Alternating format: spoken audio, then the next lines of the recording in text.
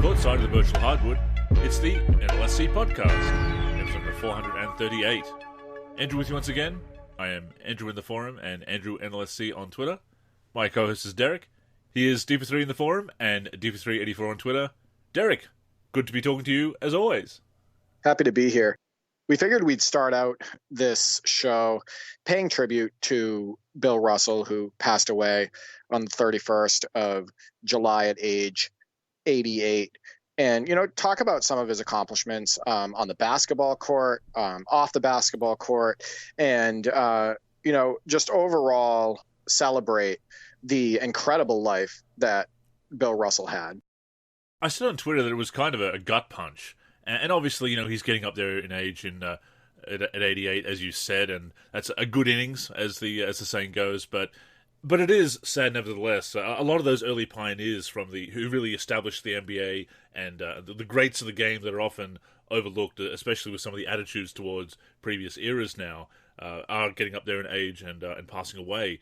And that's a huge loss for the NBA family. It really is. And, for me, growing up as a Celtics fan and our entire house just being completely obsessed with the Celtics, from the moment I could think straight until, I moved out and whatnot, never missing a Celtics game. Obviously, Bill Russell in our house was brought up all the time. He was a household name. We were excited when we were able to even start using him in basketball video games, and he's a staple actually to my brothers and our legend seasons that I always talk about on this podcast. I share highlights of that as well. But we slot him in actually at the power forward in our starting lineup in every legend season that we've ever started. So I wanted to go over real quick some of his accomplishments as an NBA player. Obviously inducted into the Basketball Hall of Fame, 12-time All-Star, 4-time rebound champ, 11-time NBA champ, including 8 championships in a row, 11-time All-NBA, 5-time MVP, 1962-63 All-Star Game MVP, 68-69 All-Defensive Team, NBA 75th Anniversary Team. And it's wild that he was only a 4-time total rebound champ, considering he averaged 22.5 rebounds per game for his regular season career. And that number actually went up in the playoffs. But that's what happens when you're competing with the likes of Wilt Chamberlain for the majority of your career. And as you know, and we've talked about this before, the Finals MVP award is named after Bill Russell now, but that didn't exist when he was playing. And for a fact, he would have had a lot of those. Oh, there's no doubt. And it is funny that the only one that he could have won in 1969 went to the great Jerry West, his great rival, who, along with Wilt Chamberlain, of course, facing Jerry West and the Lakers so many times in the finals. The only time that the finals MVP has gone to a member of the losing team, which Jerry West is not particularly proud of himself. But that is the only time that that Bill Russell could have won the finals MVP, of course, and in hindsight probably should have. No, absolutely. And another fact that gets left out because it doesn't show up on his regular basketball reference page, but 2 of his titles that he won late in his career were actually as a player coach. That's right. Which is pretty impressive that he was able to pull that off. Another thing that I thought was really special about Bill Russell, because when you enter the playoffs, oftentimes things get harder, right? Defense can pick up. The competition can be more fierce and whatnot. So players' numbers oftentimes when they get into the playoffs, they go down. And you can look across a lot of the greats in history and you'll see that their numbers maybe taper off a little bit in the playoffs, because of the reasons I just mentioned. But Bill Russell's numbers went up actually in all 3 of those major categories in the postseason. So in 963 games in his regular season career, he averaged 15.1 points, 22.5 rebounds, and 4.3 assists, which is incredibly impressive in itself. But in 165 playoff games, he averaged 16.2 points, 24.9 rebounds, and 4.7 assists. So this is a guy that was made for prime time, right? He elevated his game in the playoffs, and he's, one of the biggest winners in sports history. So I thought that was incredibly impressive. One only has to look at his record in Game 7s undefeated in Game 7s. Yeah, exactly. And, I wanted to bring up another point. There were some fun facts, as I was, researching Bill Russell that came up that, I didn't even know. So I wanted to go over this really quick, and I think you'll find this fascinating as well. So, born in Louisiana and raised in Oakland, California, Russell was a lightly recruited high school prospect who signed with the University of San Francisco. Before Russell, University of San Francisco had never won an NCAA title. With Russell, they won it all in 1955 and 1956, and since Russell's reign, they haven't won again. So that's the type of difference maker that Bill Russell was. They hadn't won before. They won in 55 and 56, and then after he left, they never won again. So that's pretty impressive. And to that point about the 1956 win, he won that college championship. He then went on to win the gold medal in the 1956 Olympics in Melbourne, here in Australia, actually, and then the championship an NBA championship as a rookie in 57. So 3 major basketball championship victories within the space of a calendar year. And showing up in the big games. So I was looking at this in 1955 title game. They knocked off LaSalle, the defending champion, and Russell posted 23 points and 25 rebounds to claim the most outstanding player honors. And then the following year, he completed an undefeated season with 26 points and 27 rebounds in a title game win over Iowa. And then UCLA coach John Wooden called Russell the greatest defensive man I've ever seen. So yeah, you were spot on about the Olympic gold. Did you know that he got cut from his high school team? That's a very familiar motivator. Yeah, I know. Of course, we think of MJ, right? Like right away.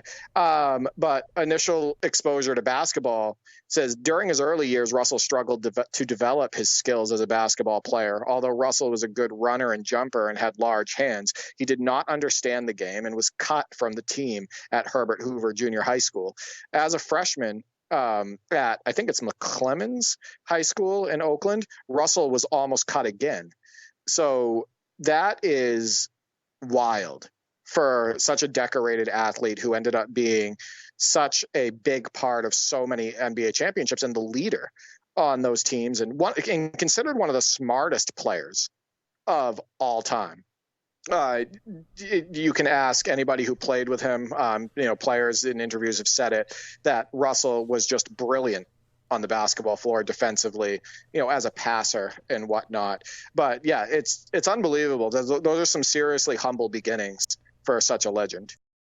No doubt. And people do think of the defense, the amount of blocks he would have had if they were counted at the time, of course, he and Wilt Chamberlain in that regard. But the way he was able to run the floor, he could run the floor like a guard. He was a tremendous athlete, as you said, and a great passer.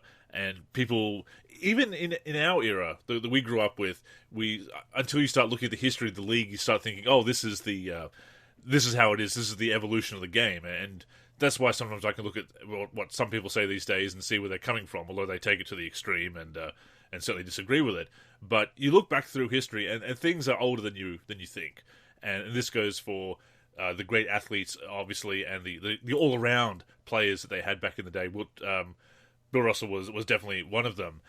The ultimate competitor, the whole stories of him throwing up before games, that he cared that much, that he was such a great competitor.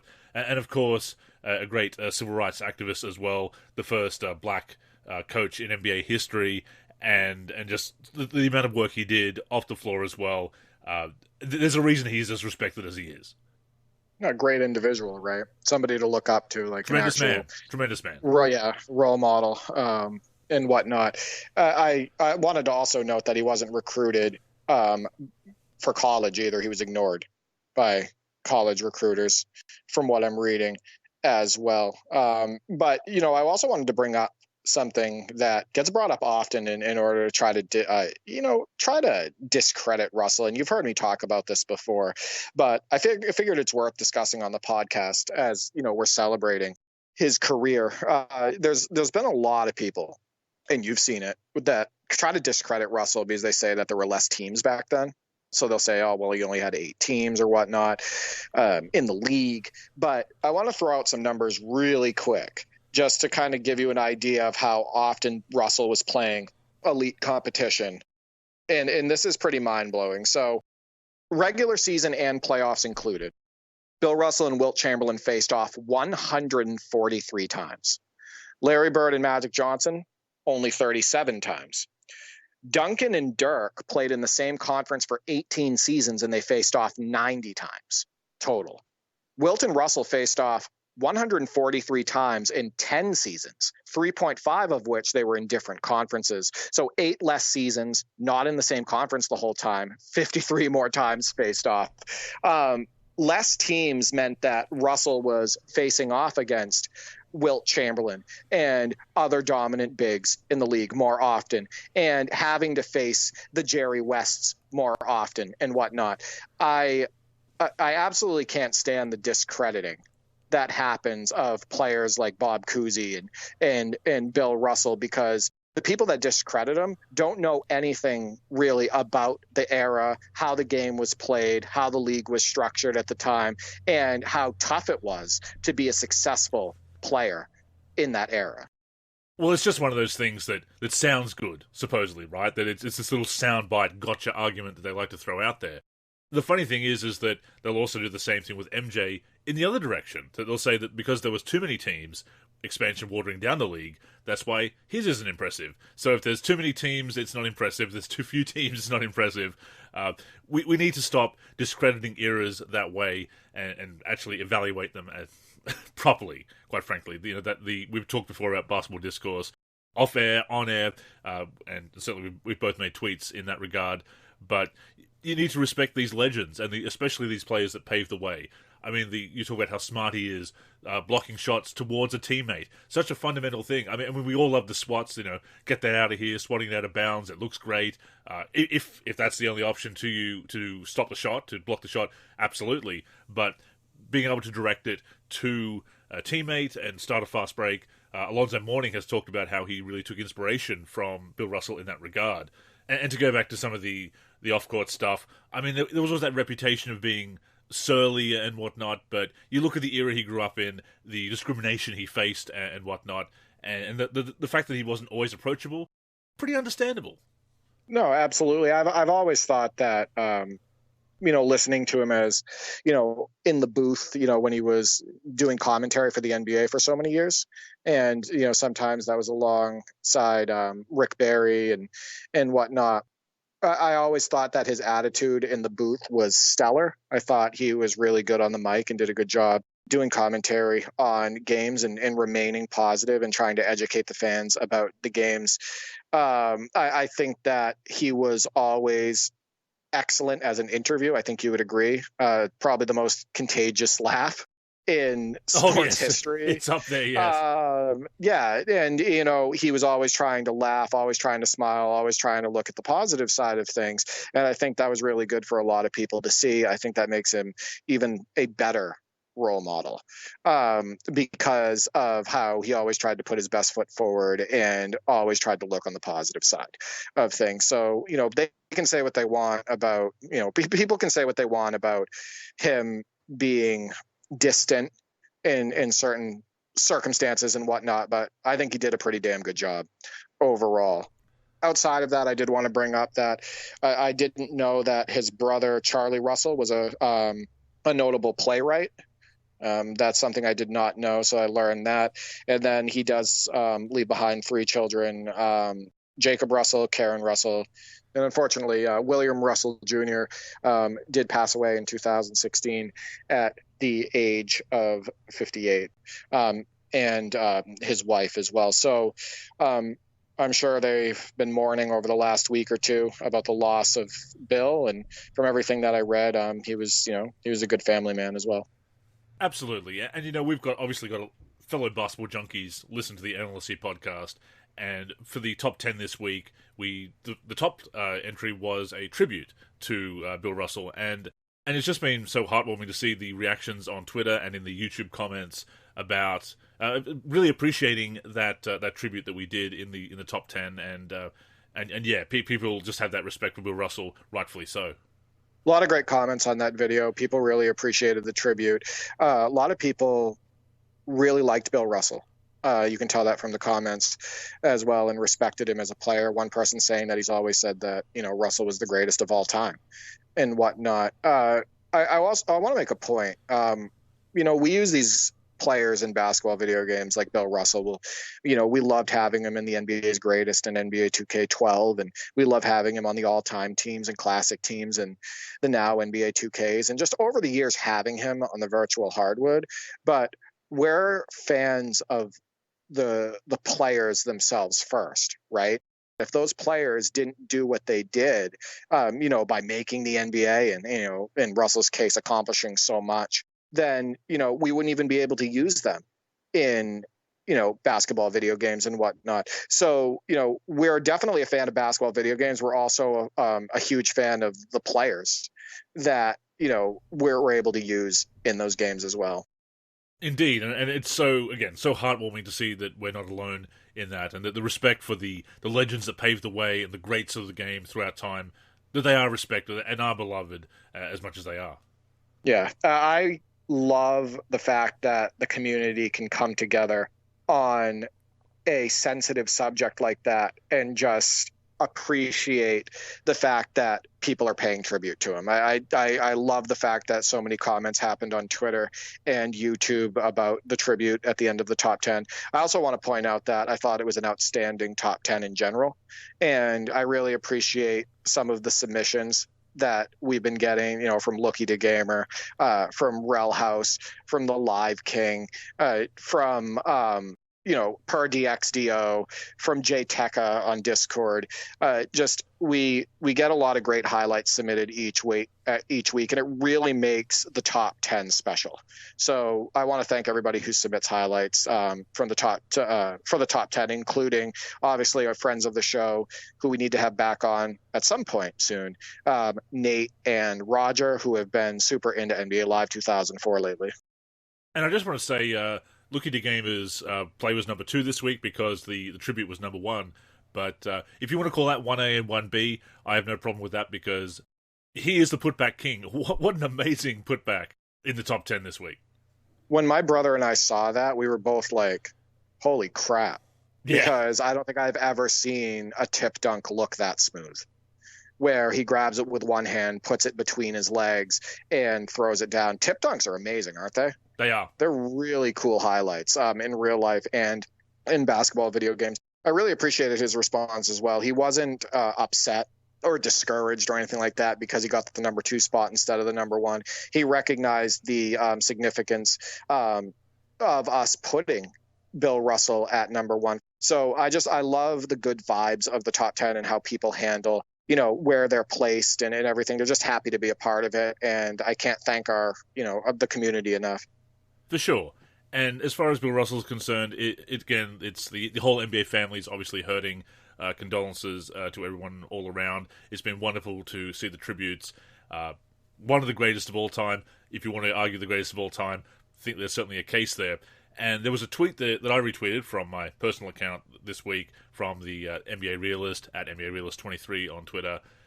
His final post on Bill Russell, that after the tributes were pouring in, he said, Kuzi is 93, Pettit is 89, West is 84, Oscar is 83, all are still alive. Start revering them and stop dumping on them. What they've accomplished, especially given the limitations of their era, was just as great as anyone post-merger, and I think that's a great message to take from that. Respect these legends and give them their flowers while we still have them. Yeah, I mean, the disrespect that I see is ignorant and ridiculous and almost always misses context. So, yeah, appreciate them while they're alive, and if they pass and whatnot, celebrate them still. And I think that's a great message. Before we go on, a reminder that the NLSC podcast comes out every week on the NLSC, MA-live.com, as well as our YouTube channel. We're also on Spotify, Apple Podcasts, and other podcast apps. If you're listening on any of those apps, we'd greatly appreciate a review. To keep up with the show and everything we're doing with basketball gaming in general, connect with us on social media. On Twitter and Facebook, we are the NLSC. We also have an Instagram, NLSC Basketball, and on YouTube, we're youtube.com/NBA Live Series Center. Once again, visit us at nba-live.com, where in addition to the podcast, you'll also find all of our original content, as well as our forum and modding community.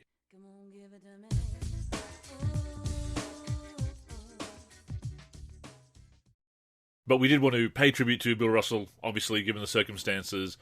But moving on to basketball video games, which we obviously talk about here on the NLSC. You've been playing a lot of games lately, a huge variety of them.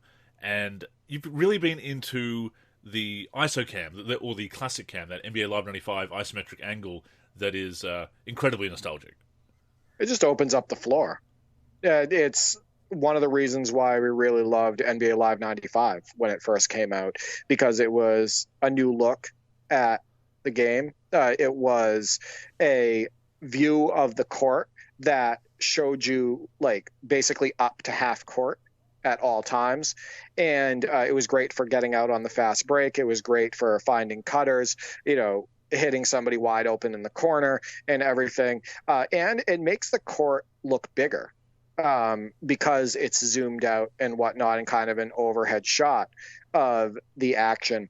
And I've just been obsessed with going back to some of the older 2Ks and whatnot, and changing the camera view to either ISO or ISO high, or in the case of 2K8, it's called crowd cam, and getting that NBA Live 95-esque view. I even went back to the original NBA 2K, and I uploaded a video actually of this to the NLSC YouTube. And it was the Kings versus the Suns, which I actually ended up losing that game against the computer because they cheesed the hell out of me with Tom Gugliotta in the fourth quarter and whatnot. But the original NBA 2K looks so different when you play it on that camera view, and it looks so open. I think the moves look better overall. I think the action looks faster, etc. So I actually wanted to get your take on that NBA 2K video that I uploaded to YouTube, because we haven't really talked about it. What did you think of that camera view? What did you think of the look of the action? And has that always been one of your favorite camera views? It has, actually. When I got NBA Live 96 PC, the default angle is the new EA cam, which is very similar to 2K cam. Actually, that baseline angle is the default camera, as you probably know. But I always used to switch it to classic cam. And it kind of speaks volumes, actually, that the year after they introduced that angle in 95, they're immediately calling it classic cam in 96. It was, talk about an instant classic. That camera angle was certainly, it resonated after people liked, I think, the camera angle in the NBA playoff series, and NBA Showdown being the immediate precursor to NBA Live 95, of course. But that isometric view was a game changer. Just as you say, that view of the court, and now it's just it's so nostalgic to go back and look at that, and to see it in different games like 2K and other games are doing it at that similar angle. It speaks to how popular it was, I think, overall. And for the reasons you mentioned, and I really did enjoy that video and seeing that angle, and seeing you really just enjoy that angle in multiple games. Some of the games that we've played, I think we had a Live 2000 game actually where we chucked it on classic cam as well. And usually I play 2000 from a broadcast angle. I do like broadcast in 5v5. As you know, I go for those baseline angles when I'm player locked in MyCAREER, but I usually do like the broadcast angles. But I'll never say no to switching it to classic cam as well. Yeah, that game we had on NBA Live 2000 was a blast, and the lives that allow it in the early 2000s, like NBA Live 2000, NBA Live 2001, I believe still has it for PS1. NBA Live 99, NBA Live 98. It looks great on those games. I would have died to have that for NBA Live 2002, but they were really limited on camera views, and almost all the camera views for that game are like super close, and you can't really zoom them out. I wish I could find a way to mod the emulated version of NBA Live 2002 and make the camera more zoomed out, because I think I would play it a lot more, because it would be, a much better view of the action. There's other series that were using that too, and they even called it classic. For example, NBA Shootout 2004, when you're going through the camera options, the classic view for Shootout 2004 is basically that NBA Live 95-esque isometric view. So, I think that that should be an option in every basketball video game. That's just my opinion. I would even use that in arcade games as well if it was available. But it's wild to me that, NBA Live 19 was released without that camera view. I don't remember that being in there. So I know they had ESPN, and then they had like the EA broadcast cam and whatnot. But I feel like every NBA Live moving forward should have that isometric view, even just for the fact that NBA Live 95, which was, such a big release for them, and it was really, the first game in the live series. I think that just because of that, they should be in the newer games. It taps into that nostalgia, doesn't it? It pays tribute to the history of the series. And I know we've mentioned it before, but the NHL series, I forget which one because I don't play it. The Live King could probably tell us. And no, that's not me stereotyping a Canadian. Steve is a fan of the NHL series as well. He could tell us which one it is, I'm sure. But one of those games did bring back the top-down view of, I think, NHL 93 or 94. And people loved it. And because it was being able to play in that, in what they remember growing up, playing that camera angle, and you do tap into that nostalgia, as I said. And it's just fun to play from those angles. I mean, you absolutely should have that broadcast presentation, always. I think that should always be the default as well. I know some people love 2K Cam, and again, I do play those baseline angles in player-locked gameplay a lot. I do actually want to experiment with playing some more MyCAREER games in 2K14 on the broadcast camera angle. I'd love to submit some highlights from that broadcast view for the top 10 and whatnot. But yeah, that isometric view is just takes you back to playing those games back in the day. And even though I did go towards the broadcast camera angles over the years, again, I love revisiting those games and playing on classic cam as well. Yeah, broadcast will always be my go-to for most basketball video games. Yeah. You know that. You've seen all the videos that I upload and everything. I want to say that I also had a session with NLSC and Discord user per DXDO, and we played NBA 2K2 for the Dreamcast on that ISO camera view, and it was a blast. It was a really good view of the court. I still got to get those highlights up and whatnot, and he really enjoyed it as well. And then him and I also had a session on NBA Showtime, NBA on NBC, the Dreamcast version. One of the best arcade games ever made. I really believe that. The presentation, the NBA on NBC presentation with the music, the scoreboard, the transition screens, all of that stuff. And obviously Tim Kitzrow still being on commentary. And then just the fast, fun gameplay and the unique art style and whatnot. I absolutely love that game. And so we ended up playing on the same team. I'm loving playing co-op lately. You know that. You've been loving playing co-op lately. And we used T-Mac and Carter on the Raptors, and we played against the Pistons, who had Christian Laettner and Bison Dele. And what a game. Super computer cheese in that game. At the end of the first quarter, they hit a completely full court three, like they were under the other basket, and they swished it and whatnot. But we ended up having a big defensive stop at the end, a block, and we won that game, I want to say by 2 points. But I know you probably watched that video and whatnot. That game still looks great. It really does, and I think it's one of those games that's a bit overlooked because Midway did lose the NBA Jam name to Acclaim, so some of those games do fly under the radar. I think NBA Hangtime, its immediate precursor, is also falls victim to that as well. And people think of the Acclaim Jam games and how it went to Jam 99 and Jam 2000, and even Jam Extreme was a bit of a letdown as well. But Showtime I did cover in Way Back Wednesday, in my collection, of course. I don't enjoy it as much as Hangtime. I think I'm bothered by by getting the fouls after too many shoves. I think it's because Andrew loves pushing people. I played with him on Jam on Fire edition. Oh yeah. Nobody loves pushing more than Andrew. Very pushy, very pushy. I mean, I do see the benefit of it. It's kind of like what Playgrounds would try to later do with the lottery meter, where if you shoved it stopped building up the lottery pick meter. The whole risk and reward factor of playing cleaner, not pushing, just going for the steal normally. I understand that approach, and I think it had merit. I think it was ridiculous that the one free throw was 3 points. I don't know. I just didn't really like the way they implemented that. I think it was an interesting idea, and it doesn't ruin the game as such, but for me, it's a great game, but it's probably not one of my favorites. I think the fact that they had that NBA on NBC sponsor, and the fact that the presentation was surrounded by that sim element, that they probably felt like they had to put free throws in the game. Just my opinion. Yeah. Like, I think that maybe that could be it. Another annoying thing on NBA Showtime, because it's definitely not perfect. I love the game and I could play it for hours on end. But one of the things that's really annoying is how almost impossible it is to get blocks.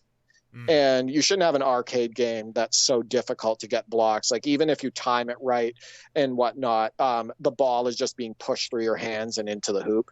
And it happens constantly in that game. So when you're playing the computer, sometimes it feels like both teams are shooting close to 100% and they're unstoppable for an entire half, right? So I think Hang Time did a lot better with that aspect. Like, playing defense feels more rewarding. It does, yeah. On NBA Hang Time, if you time a block correctly, you'll get rewarded for it, as long as you're, using the right player and whatnot. And the pace of NBA Hang Time overall is probably a little bit better as well than Showtime. I would not argue with anybody that said that NBA Hang Time was a more solid all-around arcade title. In fact, if I'm being honest, I could probably say that Hang Time is ahead of Showtime as well. But I actually like both of them, and I think I like Showtime a little bit more than you do. But if I remember correctly, you and I revisited NBA Hoops, and I believe we played a game on that. Is that correct? I think we have played it before. I remember we... Yeah. What are your thoughts on that? I haven't played enough. I do want to play it a little bit more. It's one of those games that I added to the collection and played to make sure that the copy that I picked up was working, the disc on my PlayStation 2. Of course, the PlayStation 1 game backwards compatible on PS2. But I would like to play that one a little bit more. But again, it's one of those games that flies under the radar because Midway lost the Jam license, and that's a real shame. Yeah, NBA Hoops is basically the 3-on-3 version of NBA Showtime. That's the way it feels. Like, it's basically 3-on-3 full court instead of 2-on-2 full court. You can create your own team in that game, and it has a season mode and everything. But, as fun as NBA Hoops is, I still think that I like NBA Showtime overall a little bit better. The other game that you've seen me revisit recently and post highlights of, and my brother and I started a season last night on it, was NBA 2K6 for the Xbox 360. And I still think that game looks fabulous. I don't know how much time you spent on that back in the day, but revisiting it, it's a pretty fresh experience, and I'm enjoying it. I do want to revisit a lot of those earlier 2Ks because I didn't spend as much time with them. They're in the collection. The most time that I've spent with them since getting them is probably getting some screenshots for articles, and again, testing them once I get the copies in my collection to make sure that they're working and I don't need to return them to the eBay seller that I bought them from. But I do want to spend more time with it. But yeah, those early 2K games, I overlooked them myself because I was so into live at the time. And yeah, I'd love to revisit them now that I'm more open to the 2K style and open to playing games that don't do the same thing as NBA Live did with controls, even though I do find those isomotion controls kind of clunky. But yeah, I am more open to them now, so it's I do want to spend more time with them. Yeah, I think a couple of my problems with 2K6 for the 360 and the PS2 version is the ISO dribbling does feel, the ISO motion dribbling does feel a little limiting, I would say. A lot of the moves that you can pull off don't really do much, and they're kind of clunky and whatnot when you're trying to pull off moves and everything. The post game isn't that great as well in 2K6. You feel very limited down low. But overall, we talk about it so many times on the podcast, how important pace is.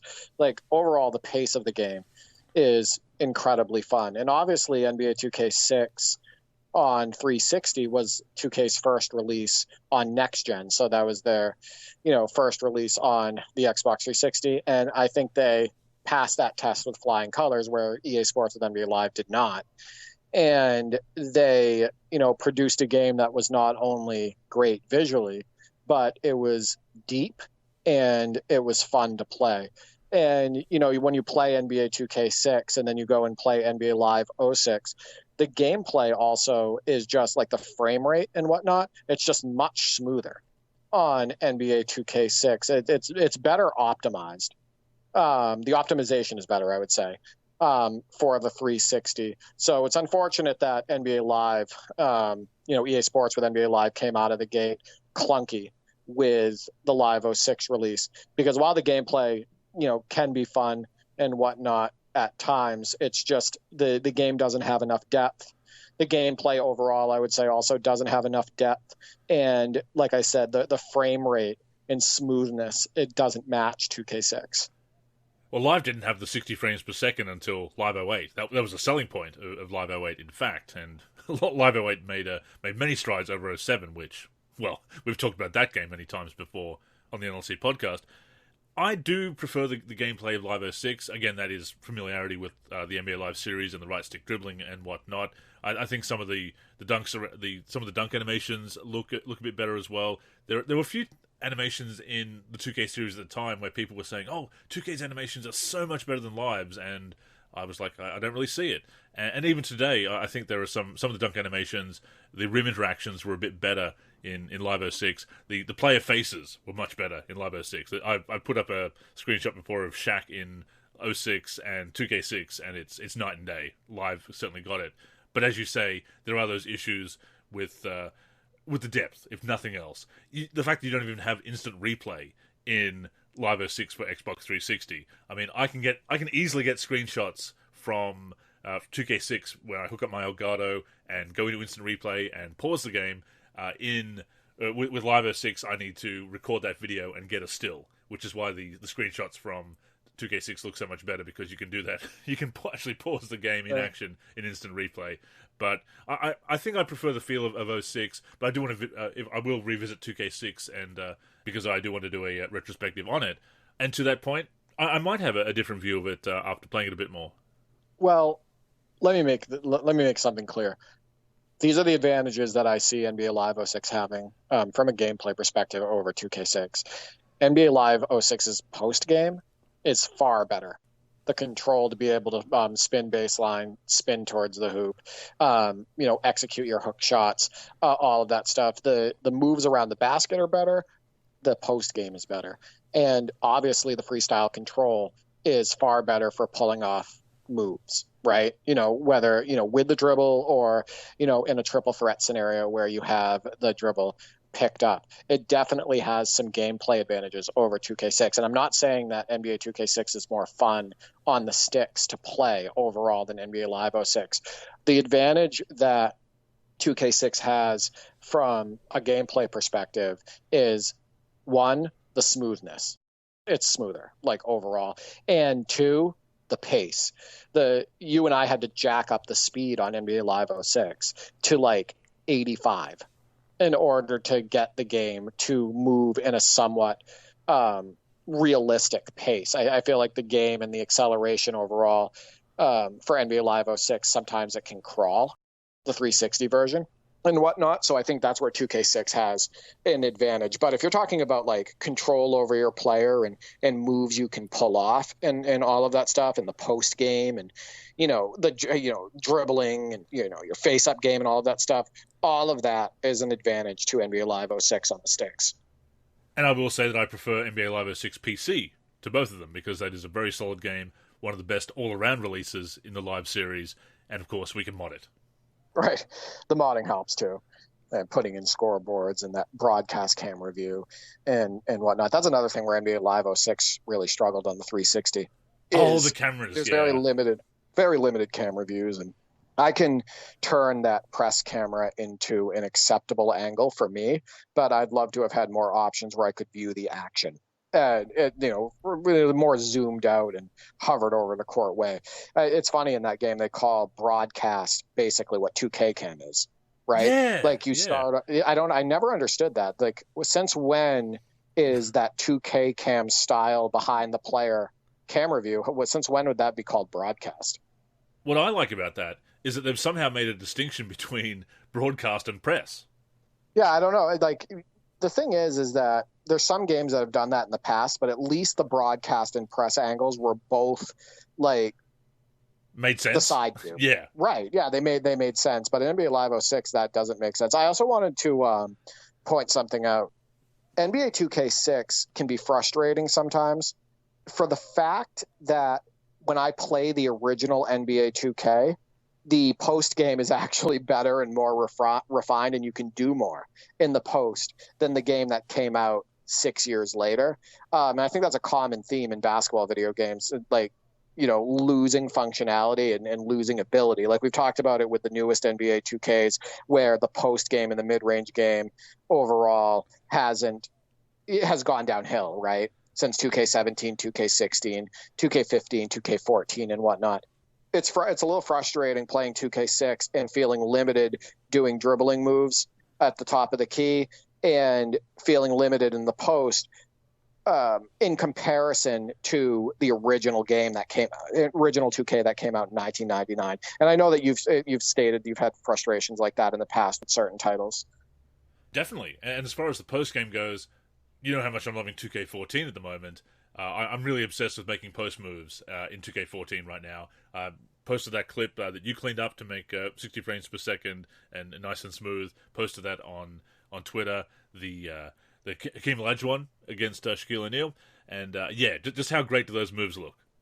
That Hakeem juke move that you made in the post into a half hook couldn't have looked more like Hakeem Olajuwon. The footwork was great. He planted his feet like he would have in real life. The Shaq reacted realistically to the play. It was textbook.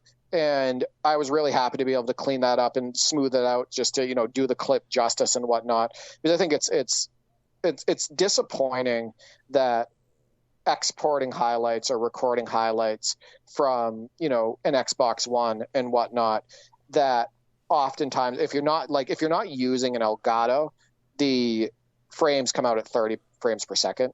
So it's kind of like not as smooth as it should be. But no, I thought that was great. I love your addiction to NBA 2K14. I love how it's still going strong. And Andrew's still been sending me a ton of highlights from his 2K14 MyCAREER. Like if you want to give a quick update on that, I'm sure our listeners would love it. Well, I just completed the 69th game of the season. 69-0 so far to start the season. It's just been a crazy year. Terry Hansen just exploding. He's currently averaging 30.1 points per game. I've done a lot of stuff with MyCAREER, as many of us do, dominating the league and setting records and so forth. But my goal this year has been to make Terry Hansen into a star, and he was an all-star, and his points are up, his assists and rebounds are up. Again, second in the league in scoring, only to my player, to A-Train. It's been so rewarding to see him become this star and fun to throw him lobs and whatnot. The playoffs are looming. Carmelo Anthony is 1 to 2 weeks away from returning from his injury. It's funny looking at the roster screen, and it says that his morale is displeased or anxious and whatnot. It's been going downhill all season because we've been winning without him. So that's an interesting twist. Hopefully once he's back in the lineup and being a part of those victories, that he'll be much happier about it. But yeah, the playoffs loom, going for 4 straight titles. But after that, that's the off-season, and I'll be a free agent. And it's going to be interesting because I don't know which way I'm going. I'm still going back and forth what I want to do. Funny that Carmelo Anthony situation reminds me a lot of what happened in New York with Jeremy Lin. Yes. When the Knicks were winning and Jeremy Lin was performing at such a ridiculous level, and then obviously he ended up getting hurt and whatnot, and then there was reports of Carmelo Anthony being jealous of Jeremy Lin and Definitely not wanting to share the spotlight and whatnot. So there's some realism to that actually, if you go by those reports and whatnot. But yeah, no, I love that you're still playing NBA 2K14. I love that you're still playing every single game. And that you're racking up, all the awards and accolades and the stats that you want. And I'll say again, I've said it on past podcasts, when I first met you and we were talking about basketball video games, you told me how much you overall didn't spend time with NBA 2K14 and that you weren't overall fond of it. And what a 180. Oh, yeah. From you. Because you have been addicted to it. It's really cool to see you warm up to it and just create so many memories with it. And it's funny because I love 2K13, and 2K14 has a lot of 2K13 in it. On the PS4 and X1 version, of course, you have the enhancements that came with that great Eco Motion engine that they introduced that year with the next gen launch. I've said it before. I soured on the game before it came out because I saw some of the developers making unkind comments about Life 14, and you might say, "Oh, that sounds petty." And yes, it kind of is. But it just felt so unprofessional to see that I was kind of in a bad mood for 2K14 from the start, unfortunately. And there are some aspects to it that it didn't, that when I got it and it didn't feel quite right, though, or it certainly felt different to the current gen version, what was in the current gen version, and yeah, it just didn't gel. It didn't capture my imagination. And then I went back last year to do some Way Back Wednesday retrospectives on MyCAREER and whatnot. Just got hooked, and I've just been playing this MyCAREER for now into the 4th season. And I still would love to play it through to today, playing every single game. I want to at least get all the accolades for the Hall of Fame without simulating. And so far, there's one that I'm going to get because I am going to make the playoffs. So that's going to be one, make the playoffs 4 times. That will be ticked off. In the 5th season, we'll be able to tick off, I'm sure, making the All-Star team, 5 All-Star teams. And that will be all 15 Hall of Fame accolades achieved.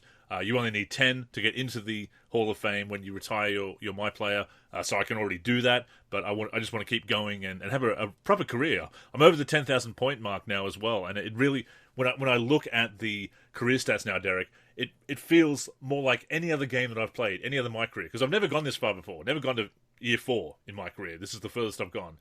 It really feels like I've played an NBA career.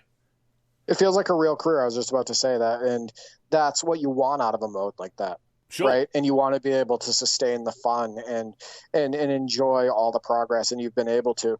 I also want to point out that I believe that one of the biggest reasons why you've been able to get back into it and enjoy it as much as you have is you see how fair they were to the gamer at the time. Definitely. Like you see what they've done over the last few years and how you've gotten bummed out about the gambling mechanics, the microtransactions, and how they've hurt that mode in general and made you jump through hoops in order to even try to enjoy it and whatnot. And now you're able to go back and really appreciate 2K14 for, what it was at the time and how it plays and is fair to the gamer now.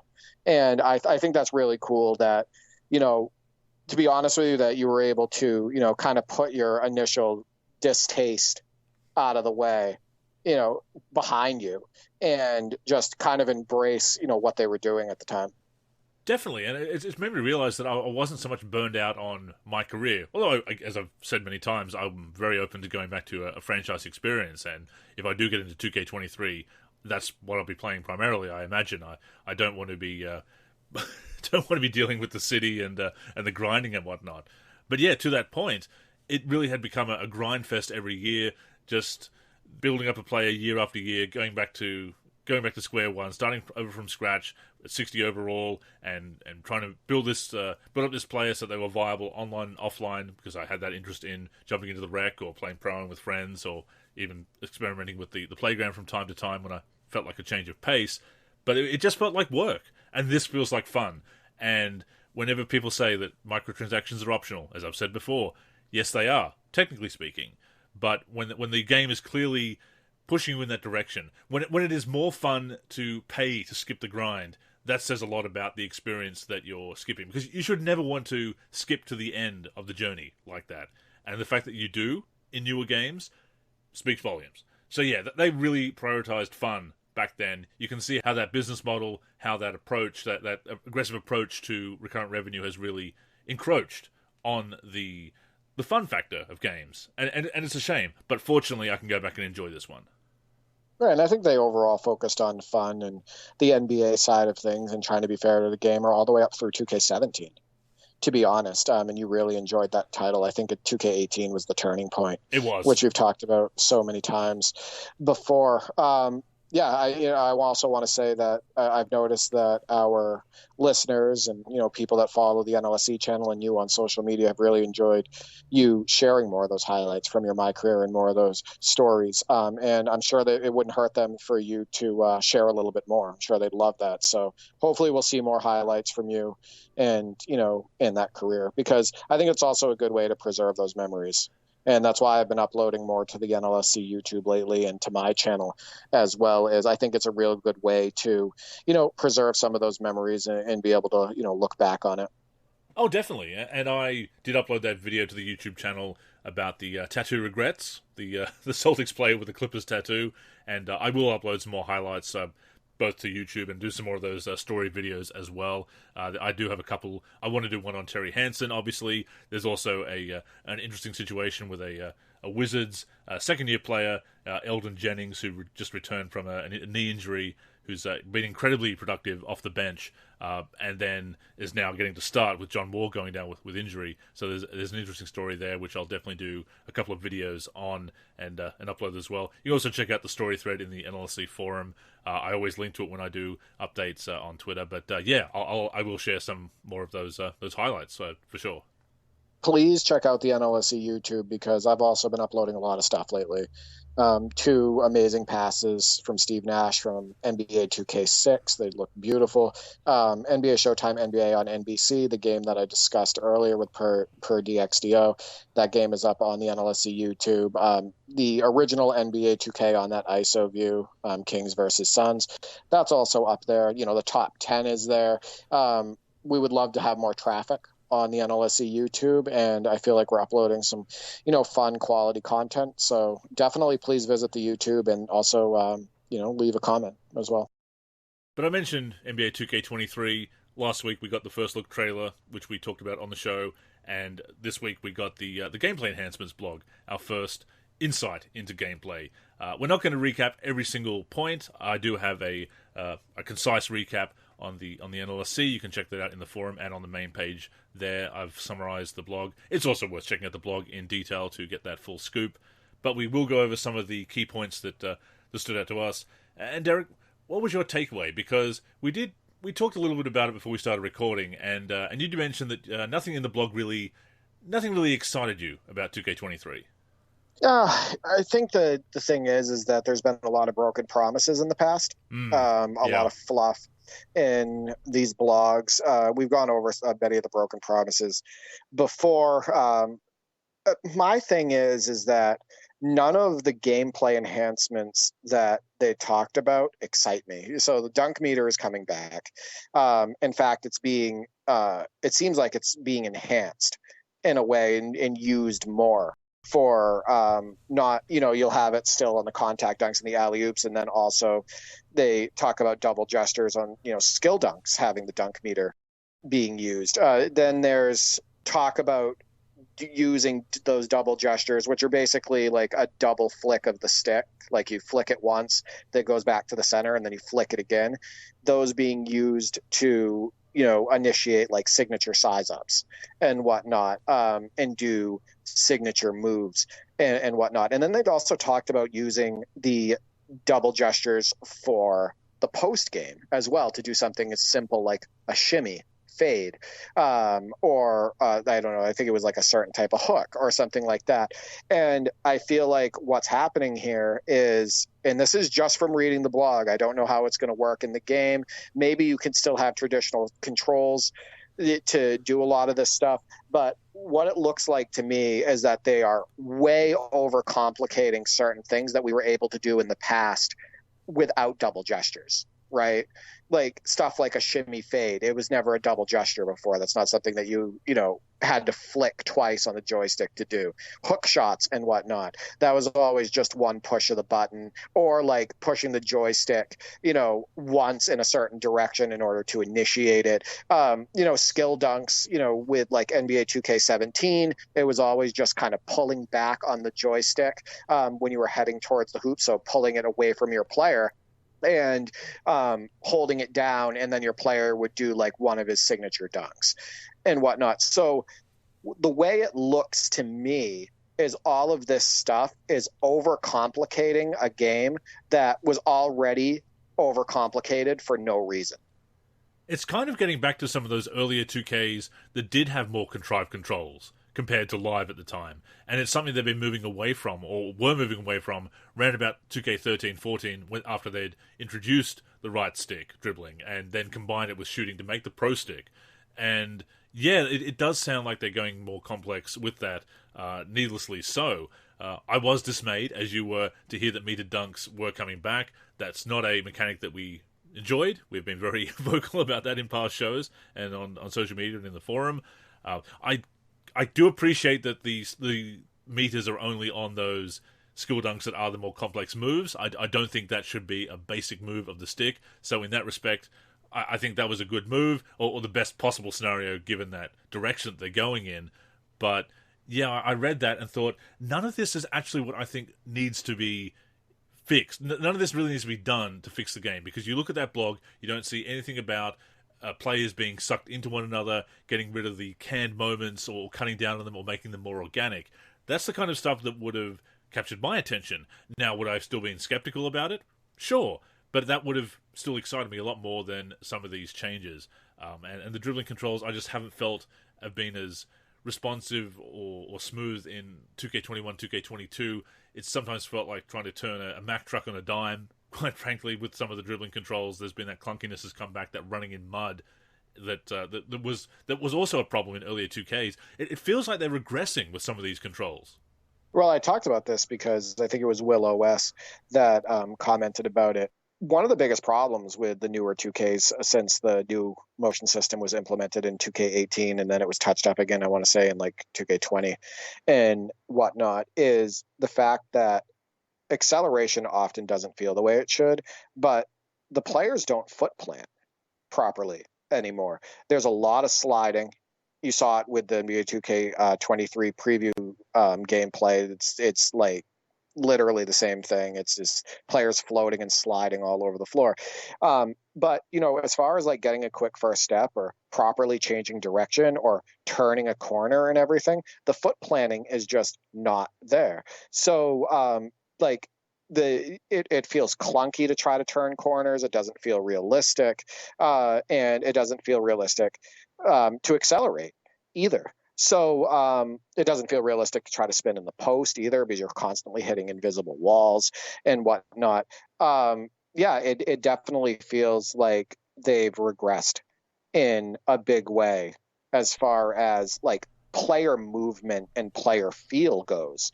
And I think it hurts the fun overall on the sticks. I want to go back to that really quick when I was talking about the skating. You can actually see it on my Twitter at D4 3G. I posted the Draymond Green 2K23 video where he's literally, you know, moving back and forth, and he's sliding all over the floor. Sometimes his feet are lifting off of the floor. He's having trouble changing directions. It looks absolutely ridiculous. There's no foot planning whatsoever in that video, and that's from 2K23. So seeing things like that, and then seeing like them overcomplicating the buttons the way that they are for moves that were always, you know, one button pushes or one flick of the joystick or holding it down once or something like that. Like seeing all of that already leaves a bad taste in my mouth. And you know, I always try to look at the positive, Sure. Right? You know that's me. And how many games do I have? I buy the NBA 2K games every single year. I'd do the same thing if Live was releasing right now and whatnot. And I'm going to buy the game, and I'm going to try to have as much fun with it as possible. My brother and I are going to put Legends together and whatnot in a season and see if that's fun. But no, I'm not optimistic that it's going to be any better than 2K22. In fact, I'm starting to worry that it might be worse. I think that's a legitimate concern with some of these changes and the direction that we've seen the last two games go in, built from the ground up, but not with a blueprint that we particularly like. And to that point, there's some information in the blog that I've summarized thusly. Energy will deplete much quicker when spamming moves, encouraging good timing and clever combos of a mindless stick movement. We have heard that before about games, but there's also going to be adrenaline boosts, which balance the stamina usage. There's going to be 3 of them. Whenever you attempt a hard go or explosive sprint launch, you will use up one of those 3 adrenaline boosts per possession. Once the 3 boosts are depleted, a player's speed and acceleration are decreased significantly for the remainder of that possession. And I see what they're going for there. I see them trying to balance that, especially with online play. That is an online mechanic. That's an anti-cheeser mechanic right there. But I can definitely see that, unfortunately, affecting speed and acceleration to the point where players are too sluggish.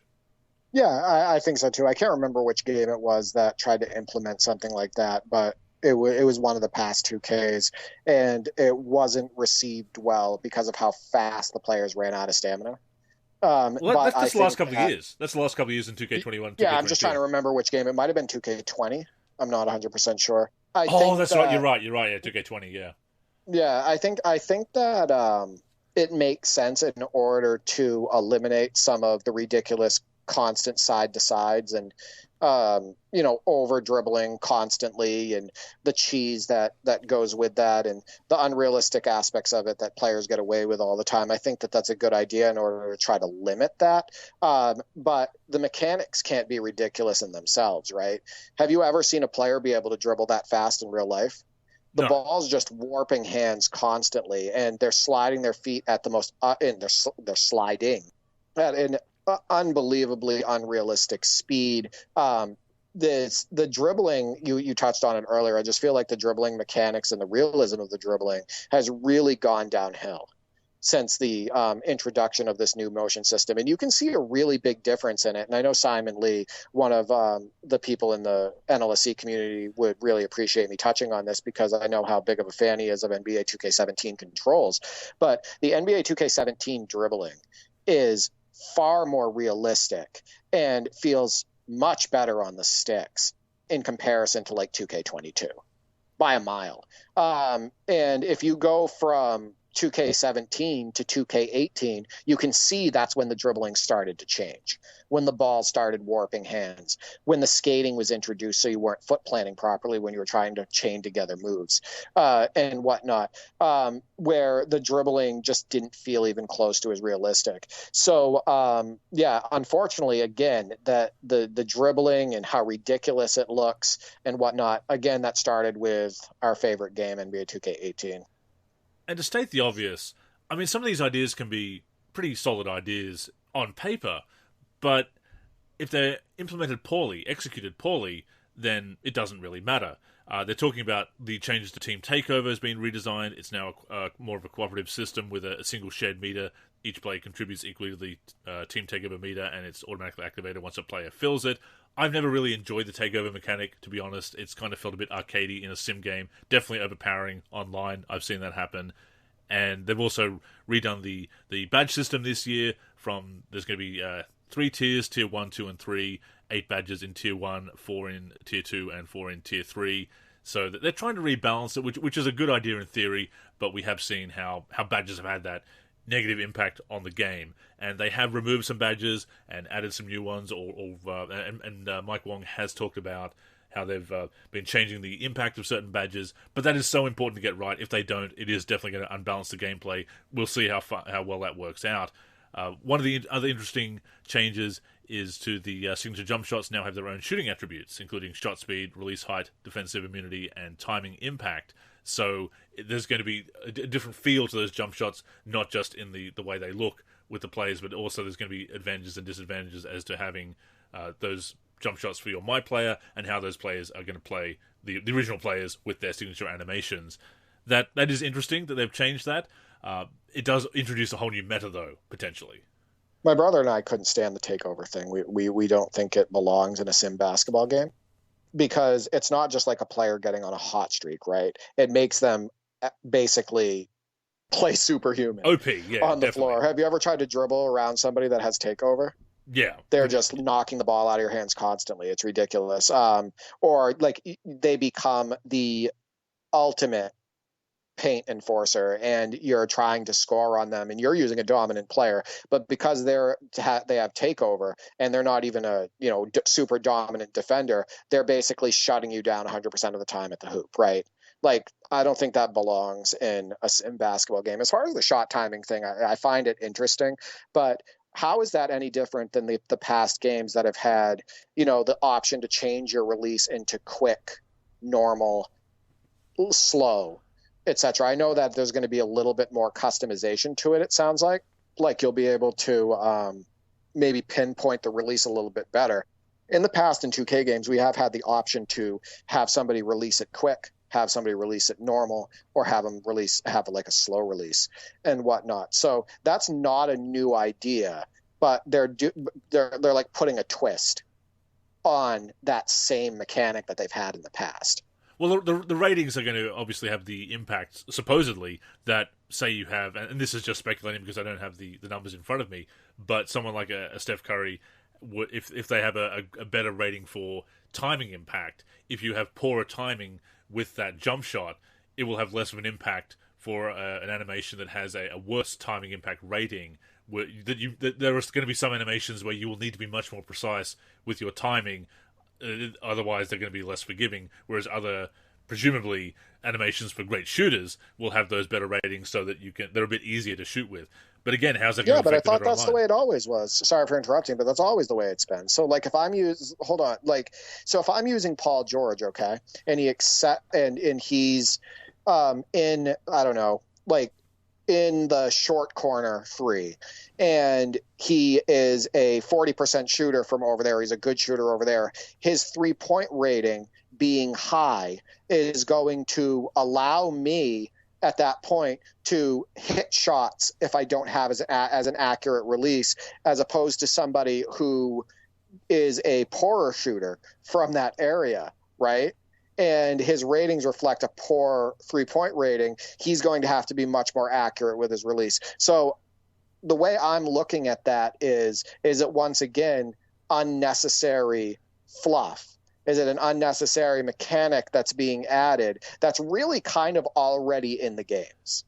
I mean, it's not a new concept. Absolutely, it's more. That's what I mean, right? It's more of an extra layer, if anything, to the existing dice roll system of a poorly timed release. With green releases, presumably, will still be automatic shots.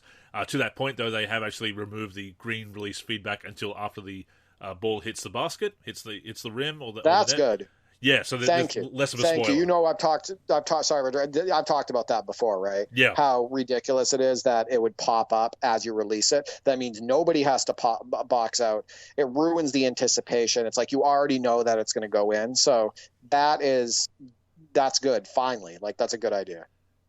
And as for my players, the shot animations are going to be locked behind rating requirements, so that you won't just be able to put Steph Curry on your center that's not a great shooter, for example. And there's going to be position requirements and ratings requirements from the sounds of things, signature passing styles for my players as well. So there'll be LeBron packages and Magic Johnson passing packages. So that's an extension. Again, an extension of the customization of players. The pie chart has been removed from current gen from the builder. It's going to have next gen's My Player Builder. The blog talked about the My Player Builder going for balance and fun. Heard it before, but we'll see how it goes. Certainly, that is what to strive for. We'll see how well it works out. The same goes for what they've talked about with the ball handler AI being enhanced, so that the CPU players have greater awareness of defenders attacking with their full arsenal of moves. It sounds great in theory, because, again, I have been playing a lot of 2K14. Look at some of the moves Terry Hansen has been making. I've posted some of those on Twitter, Derek. If they can get back to that, where CPU opponents and teammates are making those moves and making use of their arsenal, that is a great improvement. I mean, I'll believe it when I see it, but I like the sound of it at least. The NBA 2K14 CPU plays a lot smarter and better and pulls off more flashy moves and whatnot than like the NBA 2K22 PC. Like the NBA 2K22 computer. Remember, my brother and I played 98 games against the computer on Hall of Fame. On 2K22 Next Gen. So, I told you that when you showed me those moves that Terry Hansen was pulling off. That is one smart computer player. Yeah. Right? Yeah, I mean, you're looking at a spin and then a second spin to go spin off of the defender into a reverse layup. You have him stepping back to take shots. Like, overall, I find the computer a lot smarter in those older games than the newer ones, which is funny because they always talk about how enhanced the AI is and how much better it is than the previous year and everything, and that's more of that fluff, right? Yeah. But then you go back and play 2K14 and you go, haha, that's a lie, right?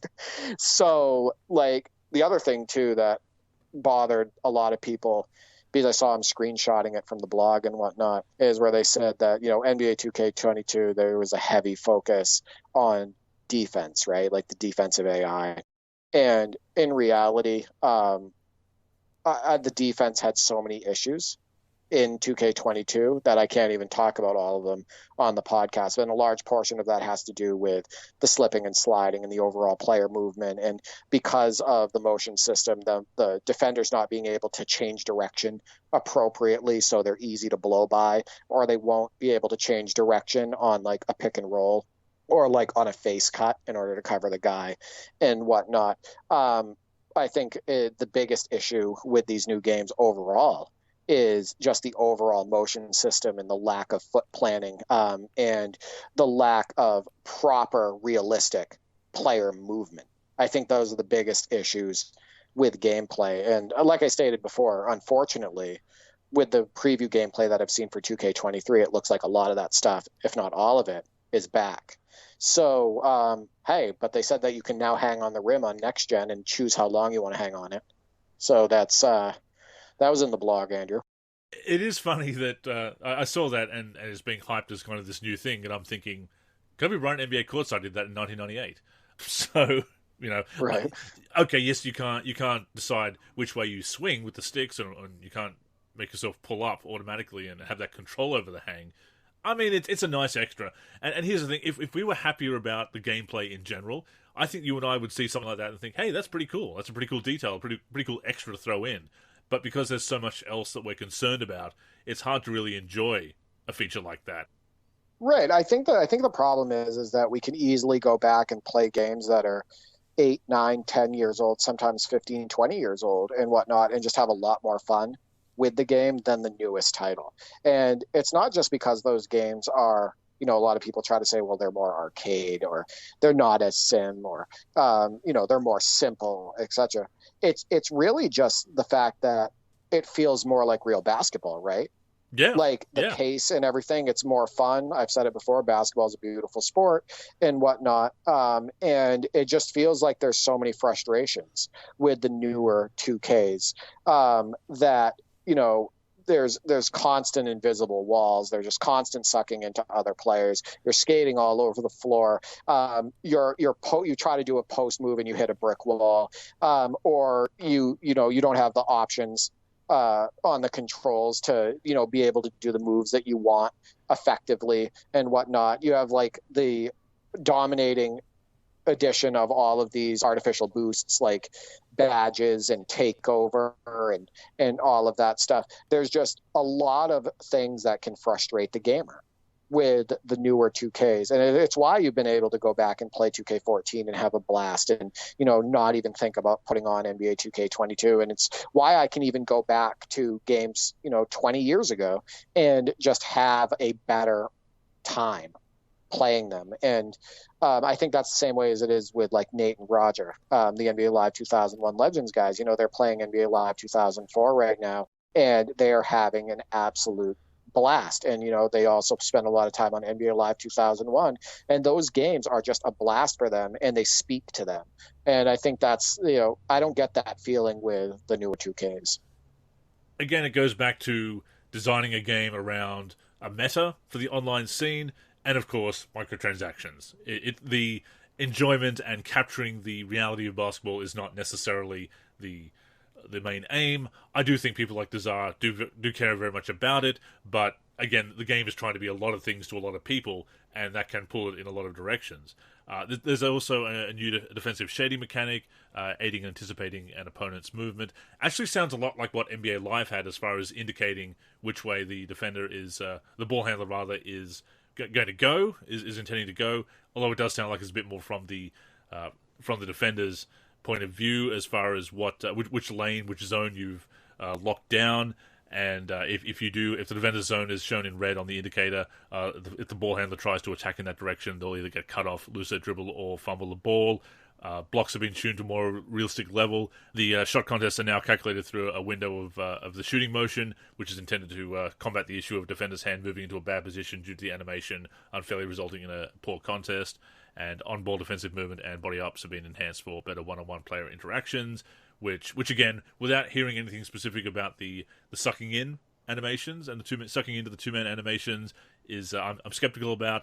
There are some things there that sound pretty good on paper, but again, we've heard some of this stuff before, and I think it would be worth going back and comparing it to last year's blog. I haven't yet, but I think it would be definitely worth doing that, because I think we're going to see some familiar verbiage. Yeah, that shading defensive mechanic and whatnot doesn't really do anything to me. I think it's going to be another thing that either people are not going to use, or the people that use it might get frustrated by it, based on, again, it not working well with that motion system. I've always, there's been games that have had really good mechanics as far as using the joystick for ball denial.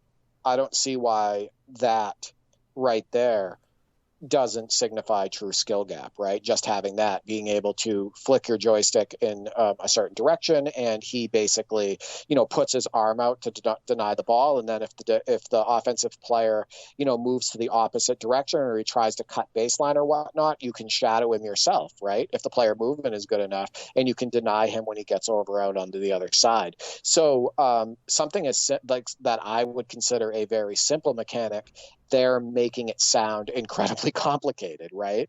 And also like a new feature. And that stuff will never sway me. That's the type of stuff that will never get me excited. If anything, it makes me worry that it's either a mechanic that's not going to be used, or it's going to be a mechanic that doesn't function well with the current setup. So Beluba, Mike Wong, of course, the gameplay director of NBA 2K, did post a few follow-up tweets with additional information following up on the blog. I do actually have a chart here that is a work in progress, examples on this chart of the new ratings for signature animations. For example, Stephen Curry, smalls only, the rating requirement of 96 in the shooting ratings, release height of B, release speed of C, but the timing impact is an A+, so the timing will matter less if you have Stephen Curry's jumper, but it doesn't have the same release height or release speed as other animations, and defensive immunity of A. And then in contrast, we have Larry Bird, which is for bigs and swings, rating requirement of 93, release height of C, release speed of D, but a timing impact of A+, and defensive immunity of A+. So that means that Larry Bird's animation is going to be a little bit more resistant to defensive impact than Steph Curry's. Yeah, well, thanks for going over the alphabet with me. Yeah. I appreciate that. I haven't done that since I was in elementary school, so thank you. I don't honestly care about any of that.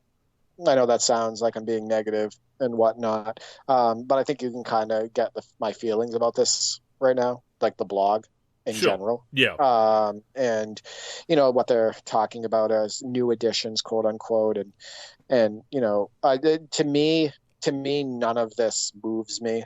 And I, from the sounds of it, from talking with you, it feels like you kind of feel the same. I'll know how I feel about it probably within the first hour of picking it up and playing it. That first impression, right? You'll know how it feels on the sticks, how it feels to get up and down the floor, how the players feel and whatnot. So within the first hour of playing it on the default settings, I'll know, probably a good idea of how much time I'll spend on it during the game cycle. And then obviously I'll, be doing slider tweaks like I do every year in order to try to, fix some of the problems or loosen up the action and make it fun and whatnot. But we'll see what happens. We're going to see some gameplay, more gameplay soon. And as you know, my full expectation is to not be moved by the gameplay either. From what I've seen, it looks an awful lot like NBA 2K22 from a graphics and gameplay perspective. So yeah, we'll see what happens. I'm perhaps a bit more intrigued by some of those things, like with the shooting, extra shooting ratings, just to see how it pans out. I'm not expecting tremendous improvement. I am also wary of them at the same time. Just to run down a couple of other points here. Bullet passer is gone. Pass speeds are tied to the pass accuracy ratings, and a must-have for playmakers. Double takeovers are for current gen as well. Not a fan of the takeover mechanic as you aren't. Driving dunk rating dictates how easy it is to block dunk attempts. Flashy dunks boost your takeover meter faster than basic ones. Back scratches, windmills, tomahawks, and other flashies are much harder to block in general. I do like that back scratches and tomahawks are harder to block, and windmills. They say it. So I'm just going to say they say that. True. I've heard that before. Sorry, but yeah. True. I mean, if true, great, but we shall see. This is a big one for a lot of people. Real play percent will not be a valid option for online games in 2K23. So it will still be in the game for offline, but not online. And look, if they really are serious about having a skill gap, that is a good move. Of course, putting it all on timing, you ask the follow-up question, so the servers are going to be better, there's not going to be any lag. And that's where the problem comes in. Right, exactly. I mean, I agree that if you're going to be playing in a competitive atmosphere online and whatnot, that it has to be one or the other, right? Like you have to either have user timing, everybody using user timing, or everybody using real player percentage. But as we've talked about before, real player percentage takes the skill out of shooting in a big way because now you don't have to time it. So the right move for the online scene is to make it user timing only, but then you have that server issue. right? Where there's a lot of people who are not going to have that strong of a connection, and they're not even going to want to shoot. They're going to be afraid to shoot because they can't time their shot. So you're going to have a bunch of people that don't even want to shoot, and they're going to be trying to drive to the hole and whatnot. Hopefully the servers are a little bit better. Hopefully people have a better connection and whatnot. But yes, that is a positive thing. I think that user timing is the way to go when it comes to online competition. So that pretty much does it for the gameplay blog. A lot to digest there. Some information that certainly may appeal to others more than it does to us. The double throws, those combo moves, the double movement of the sticks, seems to be the really big thing they've gone for this year.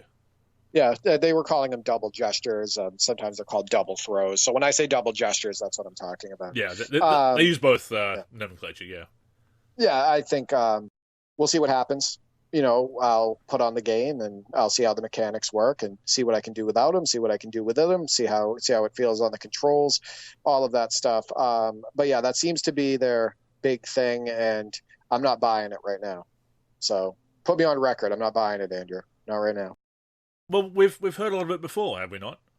Yeah, we have. I mean, what's going to happen is if people don't take to that, what really happens?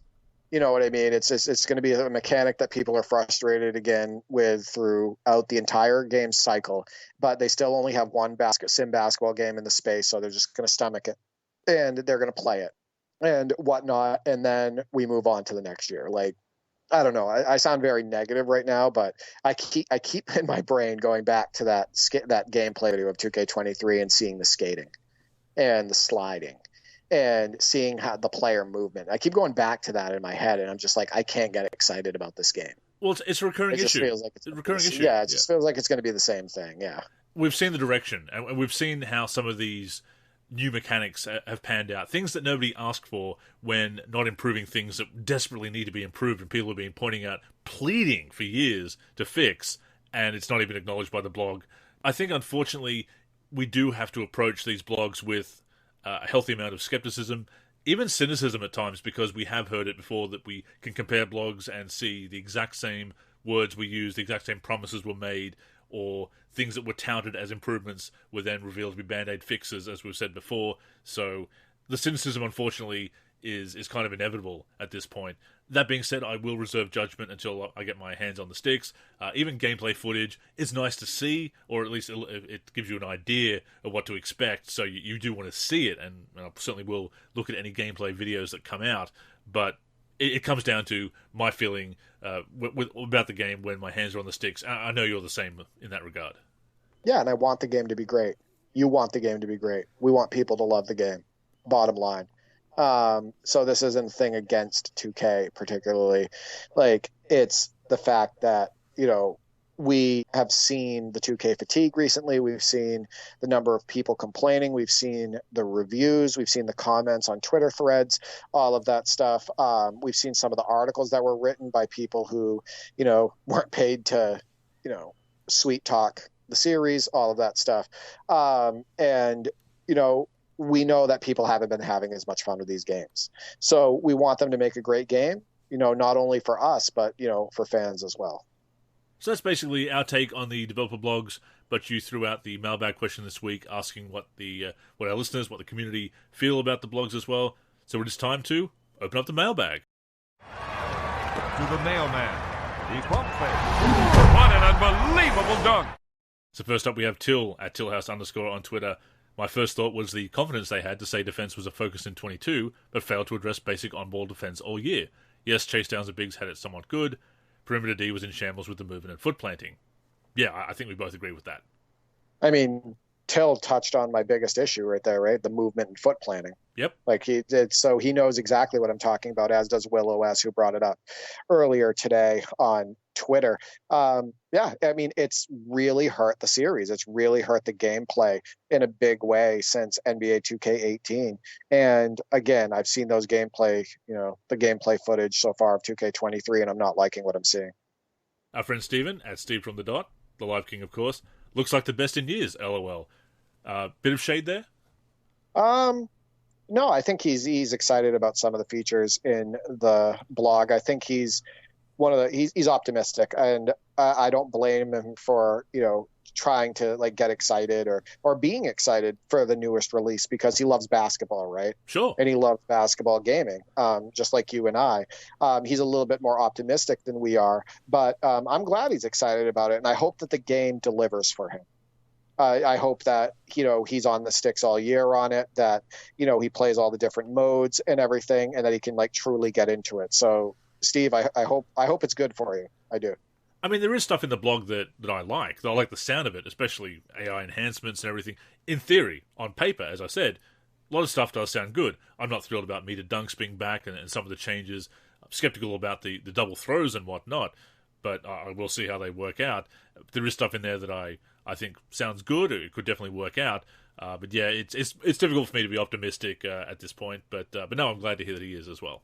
Yeah, and Steve, I'll thank you for always participating in the top 10, and hopefully that when 2K23 comes out, you'll be able to make some awesome highlights and shoot those over to me, and I can put those in the top 10, because there'll be a lot of 2K23 highlights in there.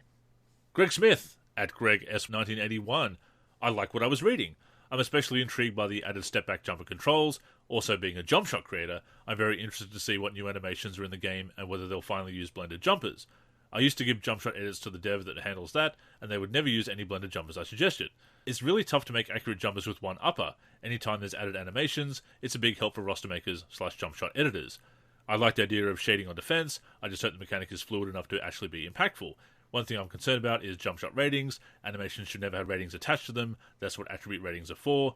Overall, I like what I read. I'm skeptical of the courtside report because we've seen in years past that it can be a little misleading. And yes, there is that cynicism and the skepticism that is kind of healthy, certainly the skepticism anyway, and that speaks to your point about the unnecessary nature of having the ratings on those animations. I'm perhaps a little bit more optimistic or intrigued by that idea, but I also see the objection to it as well.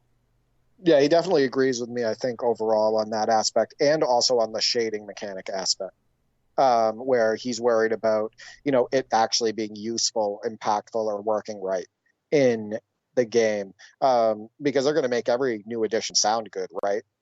But how is it going to work on the floor? So no, he's also a super positive guy. Like I'm pretty sure he talked during the 2K22 preview season, during 2K21's preview season. I remember seeing some of his comments.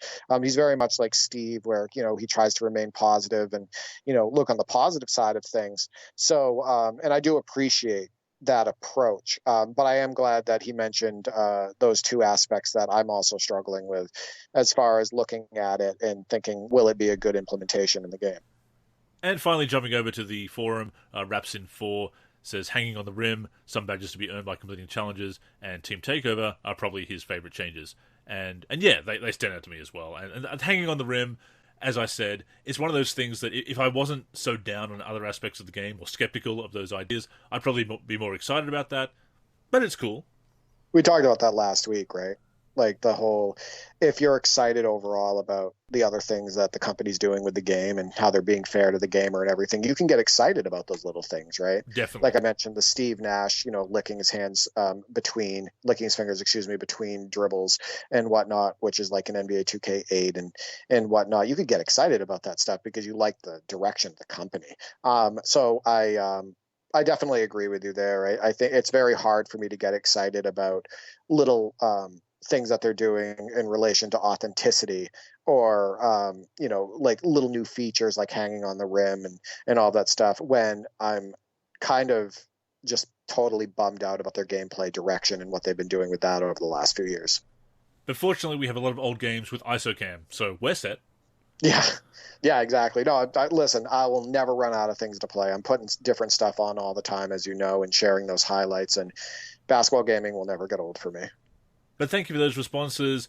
We will continue to cover the news as it comes out over the next few weeks. There are more developer blogs to come, probably some trailers and whatnot as well. We will give our reactions, and we definitely want to hear yours as well. So once again, thank you for responding to those mailbag prompts, and keep the feedback on the show coming. Yeah, please do. Please keep an eye on the top 10 and, continue being a participant. Or if you want to be a new participant, no problems there. Send me some highlights. And keep an eye on the NLSC YouTube channel in general, because we're uploading a lot of content there, the podcast, the top 10 gameplay videos from all different eras of basketball video games and whatnot. So definitely tune in. With that being said, that has brought us to the end of episode number 438 of the NLSC Podcast. We thank you for tuning in. Once again, the show comes out every week on the NLSC, nb-live.com of course, as well as all the major podcatching apps and platforms, in addition to our YouTube channel. And to interact with us and keep up with our content, you can also connect with us on social media. So Derek, as always, I'll throw it over to you to share your handles. Absolutely. You can find me on Twitter, where I'm the most active, at D4384. I'm also at D43G on there as well. I'm on YouTube, D43, and on the NLSC, D43. And every now and then I'll use Instagram, and I'm D4384 on there. I am Andrew in the forum and Andrew NLSC on Twitter. The NLSC is on Twitter and Facebook at the NLSC. We are NLSC Basketball on Instagram. Our aforementioned YouTube channel is youtube.com/NBA Live Series Center. And of course, keep it locked to the NLSC itself, nba-live.com, for everything we do for basketball video games. But yes, that's all for this week. So thank you once again for tuning in. Until next time, I'm Andrew. And I'm Derek. Go get buckets, everyone.